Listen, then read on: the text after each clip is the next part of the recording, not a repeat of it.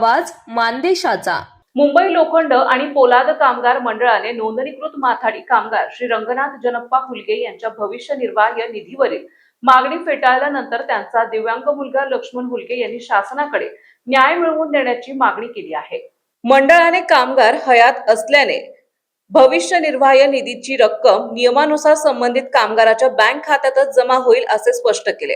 मात्र दिव्यांग असल्याने स्वतःच्या उदरनिर्वाहासाठी आर्थिक मदतीची गरज असल्याचं सांगत लक्ष्मण हुलगे यांनी मुख्यमंत्री, संबंधित मंत्री, पंतप्रधान नरेंद्र मोदी तसेच माथाडी युनियनचे पदाधिकारी यांनी या प्रकरणात हस्तक्षेप करून न्याय द्यावा अशी मागणी केली आहे। लक्ष्मण हुलगे यांनी आपल्या अर्जात आईचे सुमारे 30 वर्षांपूर्वी निधन झाले असून त्यानंतर वडिलांकडून कोणताही सांभाळ किंवा आर्थिक मदत मिळाली नसल्याचा आरोप केलाय।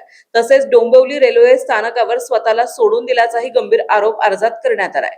या आरोपाबाबत संबंधितांची अधिकृत बाजू समोर आलेली नाही। या प्रकारामुळे दिव्यांग अपत्यांच्या हक्काबाबत आणि सामाजिक न्यायाच्या प्रश्नावर पुन्हा चर्चा सुरू झाली आहे। दरम्यान या प्रकरणात दिव्यांग व्यक्तीच्या उदरनिर्वाहाचा प्रश्न ऐरणीवर आला असून केवळ कायदेशीर तरतुदीवर न थांबता मानवीय दृष्टिकोनातूनही निर्णय घेण्याची गरज असल्याची भावना संबंधित कुटुंबियांनी व्यक्त केली आहे। लक्ष्मण हुलगे यांनी शासन, संबंधित मंत्री, माथाडी कामगार मंडळ तसेच माथाडी संघटनेच्या पदाधिकाऱ्यांनीही या प्रकरणाची सहानुभूतीपूर्वक दखल घेऊन दिव्यांग व्यक्तीला न्याय मिळेल असा सकारात्मक निर्णय घ्यावा अशी मागणी आपल्या निवेदनातून केली आहे।